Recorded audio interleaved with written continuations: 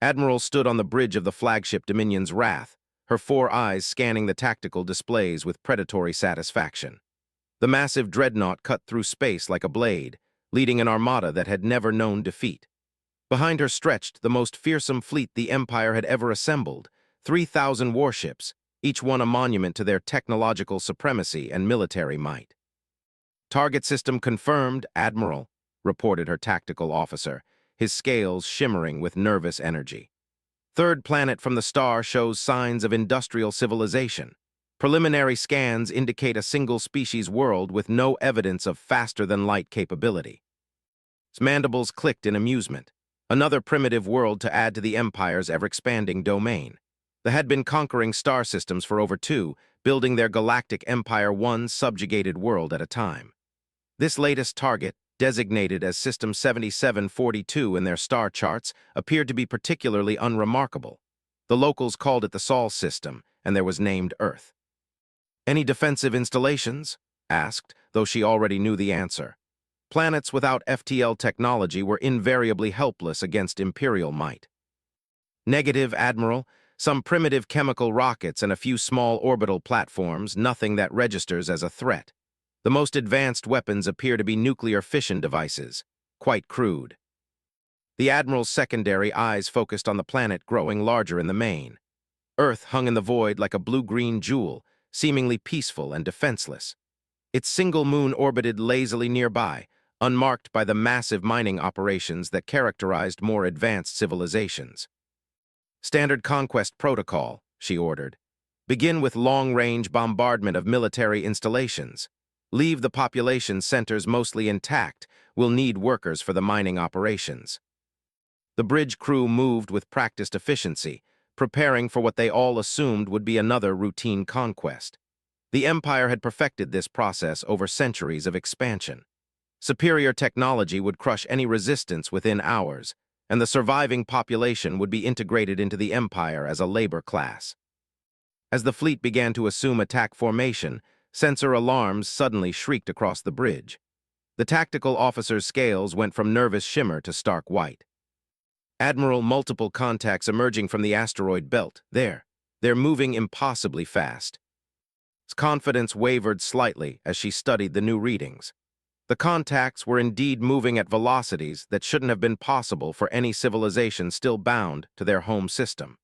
More troubling, the energy signatures were unlike anything in their extensive database of known technologies.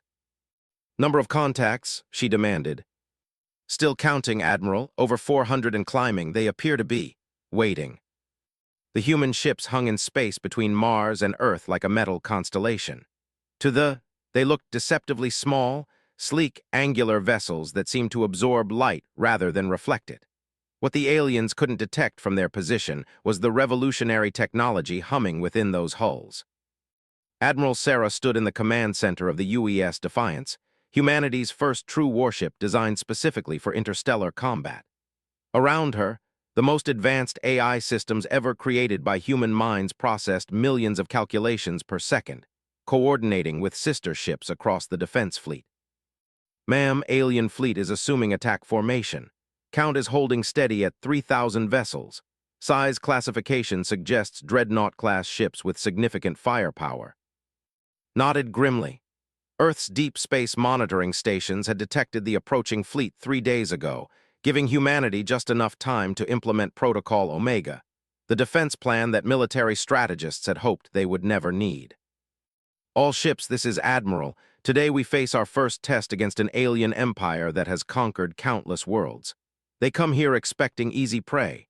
They will find instead that humanity does not go quietly into the night. Engage stealth systems and prepare for combat." The human fleet seemed to vanish from space, their ships becoming ghosts that conventional sensors could no longer track. This was humanity's first major advantage: metamaterial hulls that bent electromagnetic radiation around them, making their ships effectively invisible to most detection methods. Back aboard the Dominion's Wrath, confusion reigned as the human contacts simply disappeared from their screens. "What happened to the contacts?" snarled. "Unknown, Admiral. They've simply vanished. It could be some kind of primitive cloaking technology." "Irrelevant. Begin bombardment of the planet. If these primitives want to hide, we'll force them out. The fleet opened fire with weapons that had shattered the defenses of 100 worlds.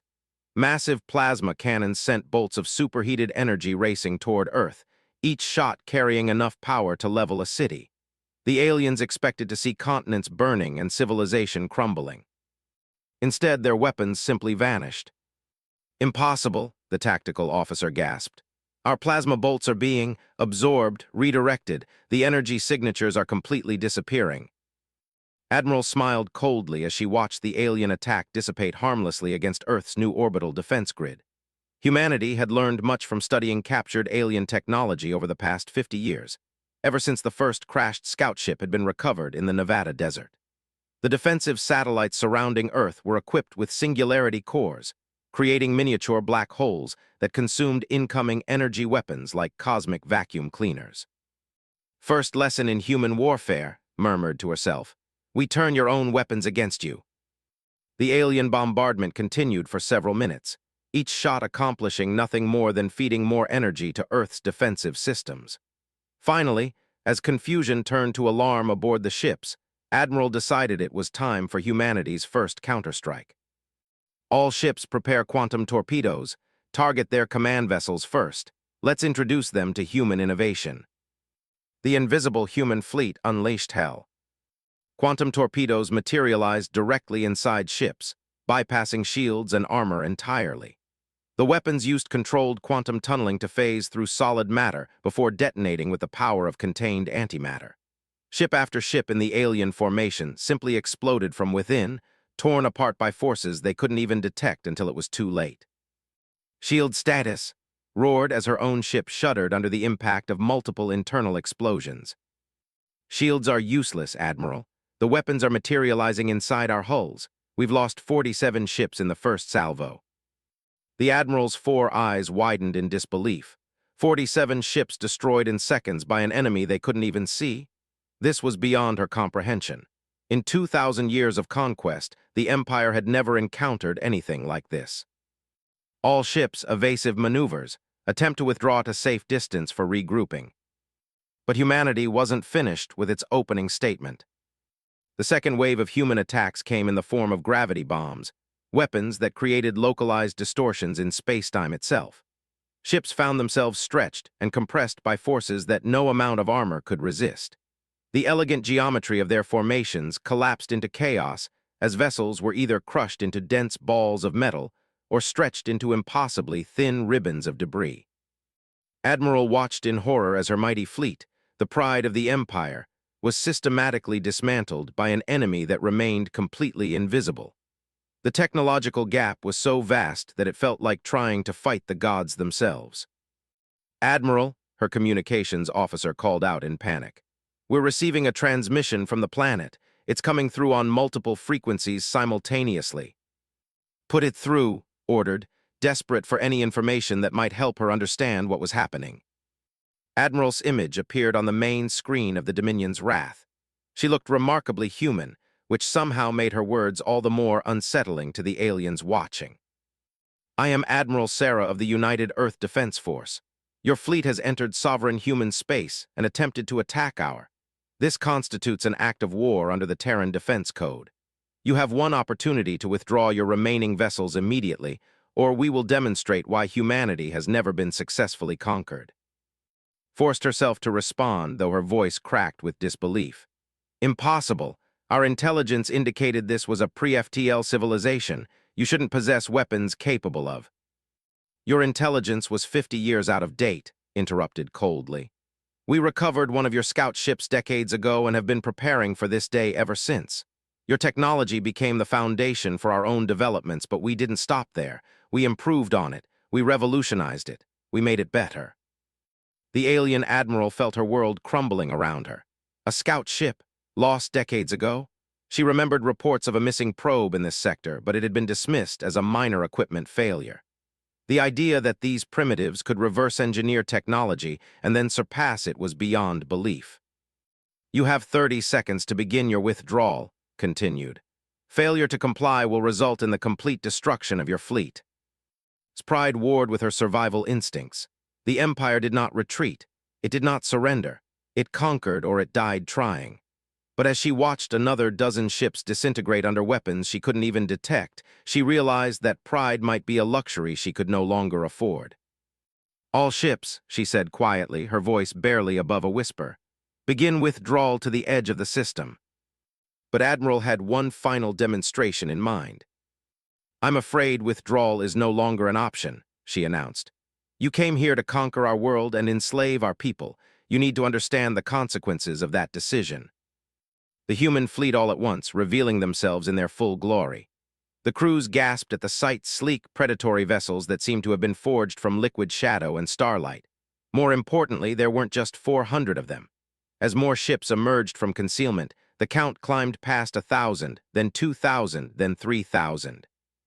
The human fleet exactly matched the size of the armada. "You see," explained calmly, "we've known you were coming for weeks. Every ship in our fleet has been custom designed to counter your specific technologies. Every weapon system has been optimized to penetrate your defenses.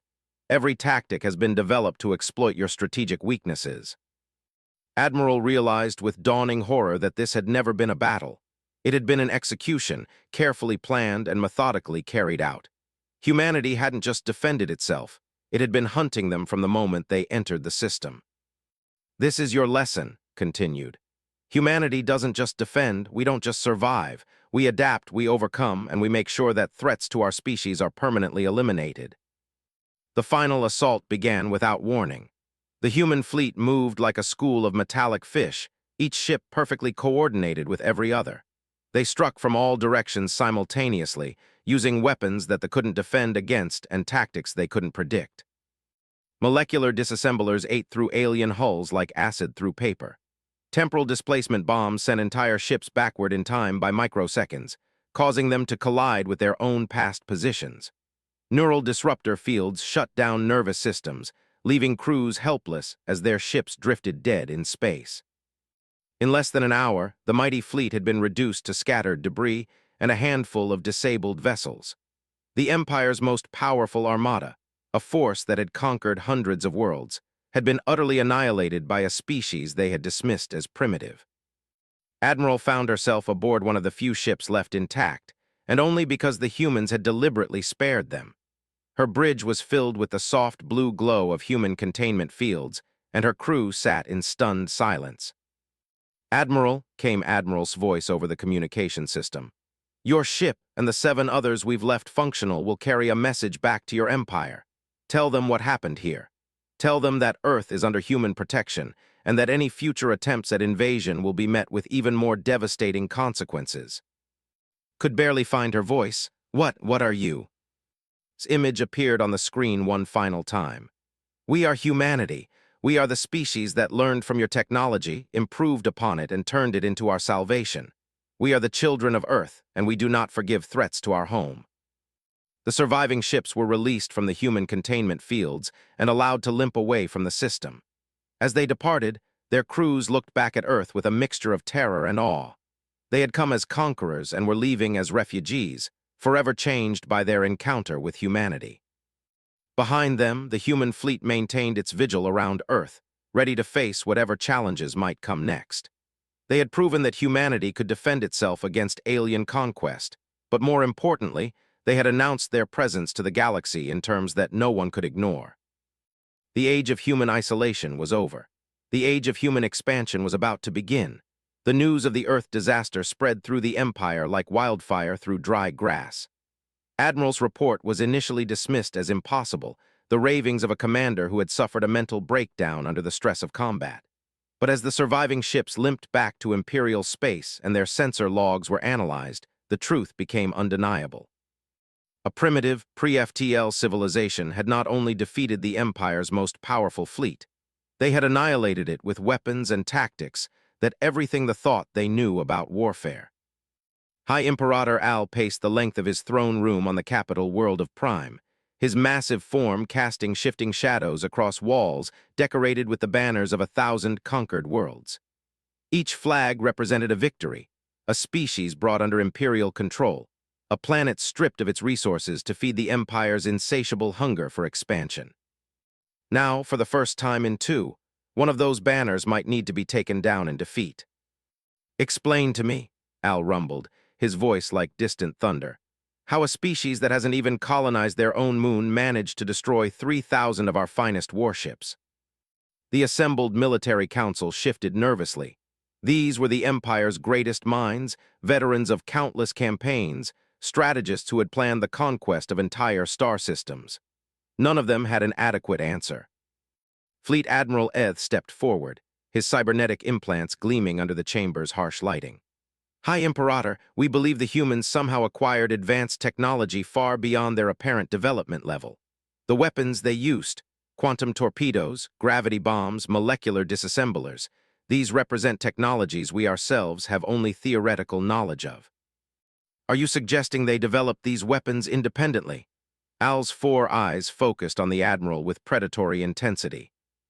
No, sir. Analysis of the combat footage suggests their technology is based on our own designs, but significantly advanced. We believe they somehow captured and reverse-engineered one of our scout vessels. The throne room fell silent. The implications were staggering. If a primitive species could take technology and improve it to such devastating effect in mere decades, what did that say about the Empire's own scientific capabilities? How long ago did we lose a scout ship in that sector? The High Imperator asked. Chief Intelligence Officer Ra consulted her data tablet. Approximately 52 standard years ago, High Imperator.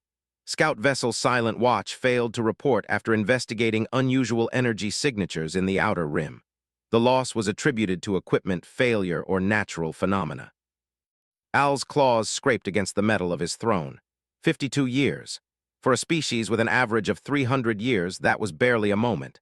But for short-lived humans, it represented multiple generations, enough time to study, learn, and innovate. What do we know about human psychology and tactics? He demanded. Science Advisor S activated a holographic display showing Earth and its immediate solar system. Our studies indicate they are an extremely aggressive species, even by galactic standards. They have spent most of their recorded history engaged in warfare with themselves. However, they also show remarkable adaptability and innovation under pressure. They fight among themselves. This seemed to offer some hope for a traditional divide-and-conquer strategy. Not anymore, High Imperator. According to our intelligence, the threat of our expansion unified their entire species under a single military command structure approximately 40 years ago. They call it the United Earth Defense Force. The High Imperator's mood darkened further. A unified human species was clearly more dangerous than a divided one, especially if they possessed superior technology. Recommendations, he asked. Fleet Admiral Eth straightened. Full-scale invasion, High Imperator. We mobilized the entire Imperial Navy, 50,000 ships from every sector. No single system, regardless of technological advantages, can stand against such overwhelming force. And if we lose 50,000 ships the same way we lost 3,000? The question hung in the air like a physical presence. The Empire's total naval strength was approximately 200,000 vessels, but most were scattered across their territory maintaining control of conquered worlds. Losing 50,000 ships would cripple their ability to maintain order throughout the Empire. Science Advisor S raised a tentative claw. Perhaps a different approach, High Imperator. Speak. The humans demonstrated weapons we don't understand, but they also showed tactical preferences that suggest certain psychological patterns. They could have destroyed our entire fleet in the opening moments, but they allowed some ships to survive and carry word back to us. This suggests they want to send a message rather than simply eliminate threats. What kind of message? Stay away from Earth. They're defending there, not launching a conquest campaign. If we simply avoid their system. Unacceptable, Al's roar echoed through the chamber. The Empire does not cower before primitives. We do not acknowledge the sovereignty of inferior species. We conquer or we die. The assembled council recoiled from their leader's fury, but Chief Intelligence Officer Ra found the courage to speak. High Imperator, perhaps we should consider that these humans may no longer be inferior. The silence that followed was deafening. In 2,000 years of Imperial expansion, no species had ever been considered equal to the, let alone superior. The very suggestion was borderline treasonous. But the evidence was undeniable. The humans had not just defeated an Imperial fleet, they had made it look easy. "What intelligence do we have on their current capabilities?" Al asked through gritted teeth. "Limited, high Imperator. Our deep space monitoring stations have detected unusual energy signatures throughout their system, suggesting massive construction projects. However, they've deployed some kind of sensor-blocking technology that prevents us from getting detailed information." Fleet Admiral Ed leaned forward. "High Imperator, I propose a reconnaissance in force. Send a smaller fleet, perhaps 500 ships, to probe their defenses. If they've expanded their capabilities significantly, we can withdraw and reassess. If Earth was a fluke, we proceed with full invasion." Al considered this. It was a reasonable compromise between caution and Imperial pride. "Approved, but I want our most advanced vessels for this mission. Stealth ships, long-range sensors, experimental weapons. If we're going to test human defenses, we do it with our best technology." As the military council began planning their reconnaissance mission, none of them could have imagined what humanity had been doing during the months since the first battle. Admiral Sarah stood in the newly constructed command center of Luna Base, Earth's moon having been transformed into a massive military fortress in record time. Through the reinforced windows, she could see the construction yards where humanity's new fleet was taking shape. The victory against the Empire had been satisfying, but knew better than to assume it would be their final challenge. The aliens would return, probably with a much larger force, and humanity needed to be ready. "Status report," she requested. Commander Martinez consulted his data pad. "Fleet construction is ahead of schedule. We now have 8,000 active vessels, with another 2,000 coming online each month. The new quantum shipyards are exceeding all projections." Nodded. The quantum shipyards were one of humanity's greatest innovations, automated construction facilities that could build entire starships at the molecular level in a matter of days. Using techniques derived from studying alien technology and pushed far beyond their original parameters by human ingenuity. Weapon systems. All ships are now equipped with the full spectrum of quantum weapons. We've also completed development of the dimensional disruption cannons and temporal displacement fields. Initial tests suggest they're approximately 400% more effective than our previous generation of armaments. 400%, raised an eyebrow. "Yes, ma'am. Doctor's team made some breakthrough discoveries when they analyzed the wreckage from the fleet. Apparently, their shield technology has a critical flaw that we can exploit. Our new weapons can essentially turn their own defensive systems against them." Smiled grimly. This was typically human, take an enemy's strength and find a way to make it into a weakness. And the new defensive installations. "Complete. We've ringed the entire solar system with gravitational defense platforms. Any fleet attempting to approach Earth will have to pass through 12 layers of overlapping defensive fields. Even if they somehow break through, they'll face the home fleet." The transformation of human space in just a few months was nothing short of miraculous. Earth's entire industrial capacity had been converted to military production, with automated factories working around the clock to build ships, weapons, and defensive installations. More importantly, every human on the planet had united behind a single goal, ensuring that their species would never again be vulnerable to alien conquest. "Ma'am," communications officer interrupted, "we're receiving long-range sensor alerts. Multiple contacts approaching from the direction of space." "Move to the tactical display. Size of the force." "Still calculating, ma'am. Preliminary estimate suggests approximately 500 vessels, but they're using some kind of stealth technology that's interfering with our sensors." "Reconnaissance in force," mused. "They're testing our defenses before committing to a full invasion." She activated the fleet-wide communication system. "All ships, this is Admiral. We have incoming hostiles. This is not a drill. Implement Defense Protocol 7 and prepare for combat." Throughout the solar system, humanity's war machine came to life. Stealth ships and moved to intercept positions. Defensive platforms powered up their gravitational weapons. The home fleet arranged itself in battle formation, ready to demonstrate once again why humanity was not to be underestimated. Admiral Ox commanded the reconnaissance fleet from the bridge of the advanced stealth cruiser Shadow of Empire. His ships represented the very latest in Imperial technology, vessels equipped with experimental cloaking devices, long-range quantum sensors, and weapons that existed nowhere else in the arsenal. Approaching the outer edge of the human system, his navigator reported. Stealth systems are fully operational. They shouldn't be able to detect us until we're practically on top of them. Ox studied the sensor readings with growing confusion. The system looked different from the intelligence reports. Where before there had been a few small orbital platforms around Earth, now there were massive structures throughout the system. More troubling, his sensors were detecting energy signatures that didn't match anything in their technology database. "What am I looking at?" he asked his science officer. "Unknown, Admiral. The entire system appears to have been militarized. I'm detecting what appear to be defensive installations in orbit around every major planetary body. The asteroid belt has been converted into some kind of manufacturing complex. And there are ships. So many ships." Ox's confidence began to waver. How many ships? Difficult to determine with their countermeasures interfering, but preliminary estimates suggest at least 10,000 active vessels. 10,000 ships. In the months since the first battle, the humans had built a fleet larger than most Imperial sector commands. How was such rapid expansion even possible? "Admiral," his communications officer called out urgently, "we're being hailed." "By whom? They shouldn't even know we're here."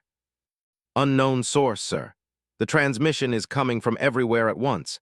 Every planet, every defensive platform, every ship in their fleet is sending us the same message." "Put it through." Admiral's image appeared on Ox's, and her first words sent chills down his spine. "Admiral Ox of the Reconnaissance Fleet, you are trespassing in human sovereign space. Your stealth technology is impressive, but not impressive enough. We tracked your approach from the moment you entered our system." "Impossible. The Shadow of Empire was equipped with the most advanced cloaking technology the Empire possessed. No species had ever been able to detect them when fully stealthed. Your orders were to probe our defenses and report back to your High Imperator," continued calmly. "Allow me to save you the trouble. Since your last visit, we've constructed 12,000 combat vessels and fortified every major body in our solar system. Our defensive capabilities have increased by approximately 800%. Ox found his voice. "How do you know our orders? How are you detecting our ships? This is impossible." Smile was neither friendly nor reassuring. "Admiral, we've had months to study the wreckage of your previous fleet. We know your communication protocols, your tactical doctrines, your technological specifications, and your strategic thinking patterns. We've been monitoring your communications since you left space." The alien admiral felt his world turning upside down. The humans had been listening to their most secure communications. How far did their technological superiority actually extend? "Here's what's going to happen," announced. "You're going to return to your empire with a message. Any future attempts to invade human space will be met with complete annihilation. We no longer consider the empire a threat. We consider you a nuisance, but if you continue to annoy us, we'll be forced to take more permanent measures." "Are you threatening the empire?" Ox demanded, trying to summon some of his lost dignity. "Admiral, we're not threatening anything.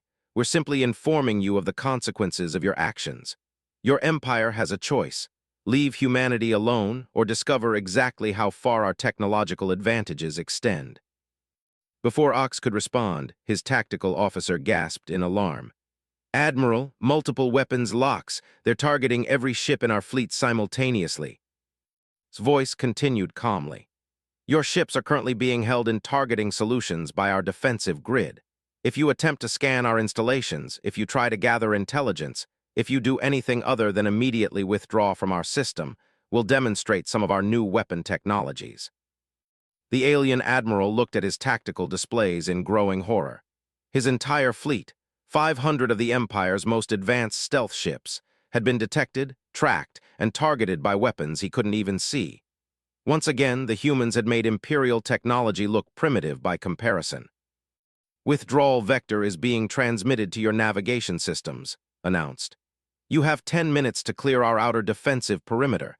Any delay will be interpreted as hostile action." As the fleet began its hasty retreat, Admiral Ox realized that everything had changed. The humans weren't just defending their world, they were demonstrating that they could strike back at the Empire whenever they chose. The balance of power in this sector of the galaxy had shifted completely. The reconnaissance mission was a failure before it had even begun. Worse, it was clear that the humans were no longer the primitive species they had once been. They had become something far more dangerous, a technological power that could match or exceed anything the Empire could field. As his ships fled toward the edge of the system, Ox began composing his report to the High Imperator. It would not be a pleasant conversation, but the truth could no longer be avoided. Humanity had evolved beyond the Empire's ability to conquer them. The question now was whether they were wise enough to accept this new reality, or stubborn enough to force humanity to prove their superiority in an even more devastating fashion. High Imperator Al stood before the assembled Senate of Conquered Worlds, his massive form casting long shadows across the amphitheater where representatives from 1,000 subjugated species awaited his words. The chamber buzzed with nervous energy. Rumors of the human victories had spread throughout Imperial space, and for the first time in two, subject worlds were beginning to question whether dominance was truly eternal. Esteemed representatives, Al began, his voice carrying to every corner of the vast chamber. Recent events in the Sol sector have presented us with unprecedented challenges. A species we initially classified as primitive has demonstrated technological capabilities that require us to reconsider our approach. A ripple of shocked murmurs ran through the assembly. The High Imperator never admitted uncertainty, never acknowledged setbacks, and certainly never suggested that the Empire might need to change its methods. Senator Oss from the delegation raised a tentative appendage. High Imperator, are the reports true? Did the humans really destroy our entire expeditionary fleet? The reports are accurate, Al replied grimly. 3,000 ships of the line were lost, along with most of their crews. Our reconnaissance fleet met a similar fate, though Admiral Ox was allowed to return with his remaining vessels to deliver a message. The chamber erupted in concerned chatter. 3,000 ships represented more military power than most species had ever seen in their entire history. If humans could destroy such a force so easily, what did that mean for the stability of the Empire? However, Al continued, raising his voice above the din, the Empire has faced challenges before. We have always found ways to overcome obstacles through superior strategy, overwhelming force, and unwavering determination. Humanity will be no different. But even as he spoke the words, the High Imperator felt the weight of doubt pressing down upon him. The reports from both Admiral and Admiral Ox painted a picture of human capabilities that seemed to defy all logic. Not only had they reverse-engineered technology, but they had somehow improved upon it to the point where Imperial forces were rendered obsolete. After dismissing the Senate, Al retreated to his private chambers and activated the secure communication system that connected him directly to his most trusted military advisors. Within moments, holographic images of Fleet Admiral Eth, Science Advisor S, and Chief Intelligence Officer Ra materialized around his desk. "Give me options," he demanded without preamble. Fleet Admiral Eth spoke first. "High Imperator, I've been analyzing the tactical reports from both engagements. The humans appear to have developed weapons that specifically counter our defensive technologies. However, they've only engaged us in their home system, where they have significant advantages, if we can force them into open space combat." "They won't take the bait," interrupted Chief Intelligence Officer Ra. "Our communications intercepts suggest they're perfectly content to remain in their system and continue building their military strength. They have no apparent interest in conquest or expansion." Science Advisor S leaned forward in his hologram. "That may be their greatest weakness, High Imperator. A species focused purely on defense will eventually stagnate, if we can find ways to apply pressure over time." "Time is what we don't have," Al growled. "Every day we delay gives them more opportunity to advance their technology, and every day that passes with human victories on record encourages our subject worlds to consider rebellion." This was the crux of the problem. The Empire ruled through fear and the perception of invincibility. If word spread that a single species could defeat Imperial fleets with impunity, the carefully maintained balance of power would collapse. Dozens of worlds might revolt simultaneously, and the Empire lacked the resources to suppress widespread rebellion while also dealing with the human threat. "There is one option we haven't considered," Chief Intelligence Officer Ra said quietly. "Speak." "Alliance." The word hung in the air like a physical presence. In 2,000 years of expansion, the Empire had never allied with another species. They conquered or they destroyed. Those were the only two options. Explain, Al said through gritted teeth. The humans have demonstrated technological superiority, but they appear to have no interest in galactic expansion. What if we offered them exclusive trading rights, technology exchanges, mutual defense treaties? We could present it as recognition between equal powers rather than submission to a superior force. Fleet Admiral Eth looked horrified. You're suggesting we treat primitives as equals. I'm suggesting we acknowledge reality, Ra replied sharply. They're not primitives anymore. Maybe they never were. Our classification system may have fundamental flaws. The debate continued for hours, but Al's mind was already made up. The Empire had been built on strength, and strength was the only language he understood. If humans wanted to demonstrate their superiority, they would face the full might of the military machine. Mobilization Order 7, he announced finally. Every available ship from every sector. I want 100,000 vessels assembled for the final assault on the Sol system. His advisors exchanged worried glances. Mobilization Order 7 had never been implemented. It represented the complete withdrawal of Imperial forces from frontier regions and most conquest zones. Subject worlds would be left essentially undefended, while the entire Navy concentrated for a single massive assault. High Imperator, Science Advisor S protested. Such a mobilization would leave us vulnerable to uprisings throughout the Empire. If we can't defeat the humans decisively, there won't be an empire left to protect, Al replied coldly. 100,000 ships will overwhelm any defense, regardless of technological advantages. No single system can stand against such force. Meanwhile, in the Sol system, humanity was putting the finishing touches on preparations that would have seemed like science fiction just years earlier. Admiral Sarah floated in zero gravity within the command center of the newly constructed fortress station Omega-7, positioned at the edge of the solar system's heliopause. Around her, the most advanced military technology ever created by human minds hummed with barely contained power. Final status report, she requested, her voice carrying to command centers throughout the solar system. All planetary defense grids are online and fully integrated, reported Admiral from Mars Command.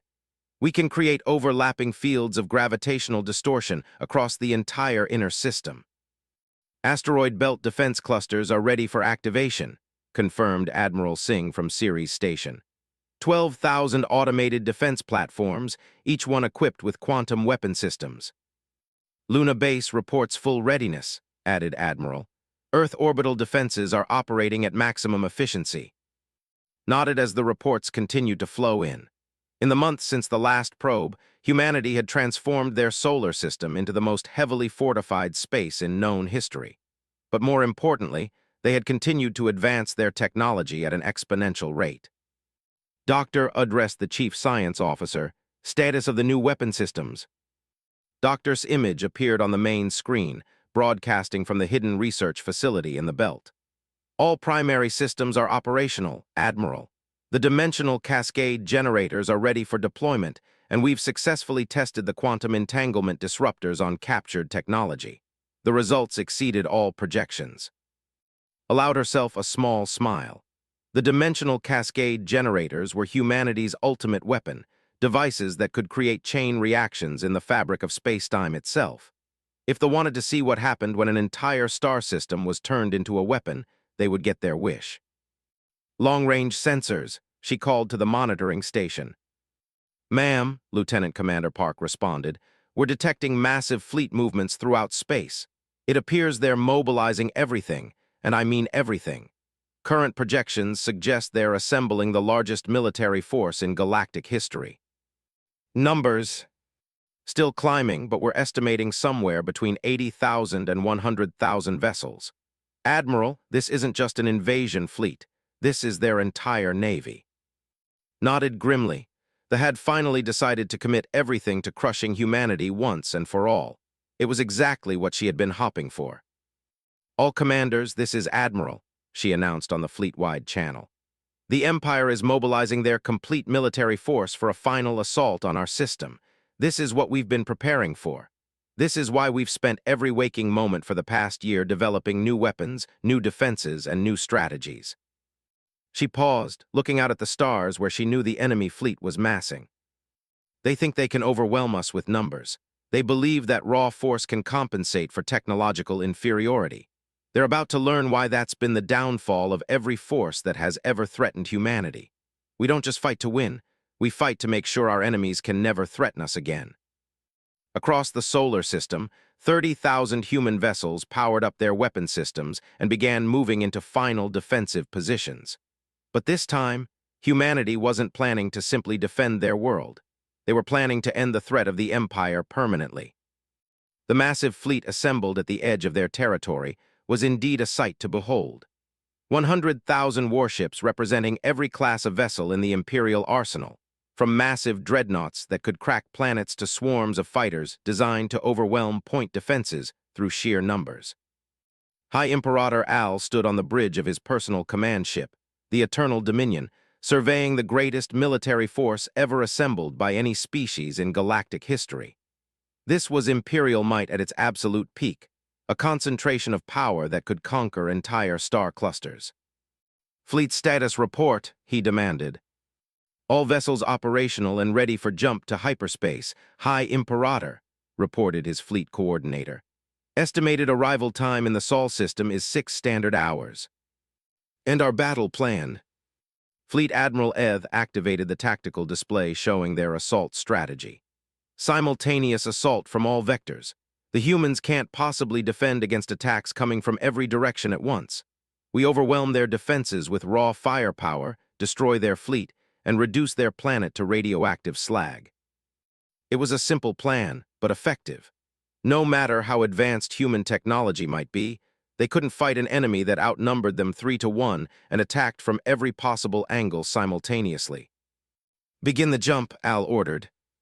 Space around the fleet began to distort as 100,000 ships activated their faster-than-light drives. The massive armada vanished from normal space, hurtling through hyperspace toward what they all assumed would be their final victory over the upstart human species. They arrived at the edge of the Sol system in perfect formation, emerging from hyperspace in a sphere formation that completely surrounded the human solar system. There was no direction of escape, no angle of retreat. Humanity was trapped at the center of the largest military force in galactic history. But as the fleet powered up their weapons and prepared for the final assault, Admiral activated humanity's ultimate surprise. "All units," she announced calmly, "implement the Helios protocol." Throughout the solar system, devices that had been carefully hidden for months suddenly came online. The dimensional cascade generators activated simultaneously, creating a network of interconnected space-time distortions that turned the entire Sol system into a massive weapon. The effect was immediate and devastating. Space itself became hostile to the fleet. Ships found themselves caught in gravity wells that hadn't existed moments before. Hyperspace lanes collapsed, trapping vessels between dimensions. The very stars seemed to turn against the invaders as controlled solar flares lashed out across impossible distances. "Impossible," Fleet Admiral Eth gasped as he watched his tactical displays disintegrate into chaos. "They've weaponized an entire star system." But the humans weren't finished. As the fleet struggled against forces they couldn't understand, the human ships emerged from concealment throughout the solar system. They struck not with conventional weapons, but with devices that attacked the fundamental forces holding matter together. Ships didn't just explode, they simply ceased to exist, their atoms scattered across space as molecular bonds were systematically disrupted. Others found themselves trapped in temporal loops, firing weapons that struck their own past positions. Still others were translated into alternate dimensions where the laws of physics operated differently. High Imperator Al watched in absolute horror as his magnificent fleet was systematically erased from existence. This wasn't battle. This was annihilation on a scale that comprehension. Humanity had become something beyond his ability to fight or even understand. "All ships withdraw immediately," he ordered, but it was too late. The dimensional distortions had sealed off all escape routes. The fleet was trapped in a system that had become a cosmic mousetrap. "High Imperator," Admiral's voice came over every communication channel simultaneously. Your empire made a fundamental mistake. You assumed that because we were younger, we were inferior. You never considered that we might be more advanced than you ever dreamed of becoming. Al found his voice. What do you want? The complete withdrawal of all forces from this sector of the galaxy. The immediate liberation of all conquered worlds within 50 light-years of Earth, and a formal guarantee that your empire will never again attempt to expand in the direction of human space. And if I refuse? His response was delivered with chilling calm. Then we'll demonstrate what happens when humanity stops being defensive and becomes aggressively territorial. Your empire spans thousands of worlds, High Imperator, but you've just seen what we can do to a single star system. Imagine what we could do to all of them. The threat was clear and terrifying. Humanity possessed the power to destabilize entire solar systems. If they chose to use that power offensively, they could unravel the empire from within. I accept your terms, Al said quietly. Excellent. Your remaining ships will be released once our monitoring stations confirm that forces have withdrawn from the regions. Any future violations of this agreement will result in the immediate sterilization of your. As the surviving vessels were allowed to limp away from the Sol system, they carried with them the knowledge that everything had changed. Humanity was no longer a species to be conquered. They had become the apex predators of their region of the galaxy. The Empire would survive, but it would never again threaten human space. And throughout the galaxy, other species would hear the story of what happened when an ancient empire tried to conquer the children of Earth. Humanity had announced their presence to the cosmos, not as victims or supplicants, but as the dominant power in their corner of the universe. The age of human expansion was about to begin, and the galaxy would never be the same.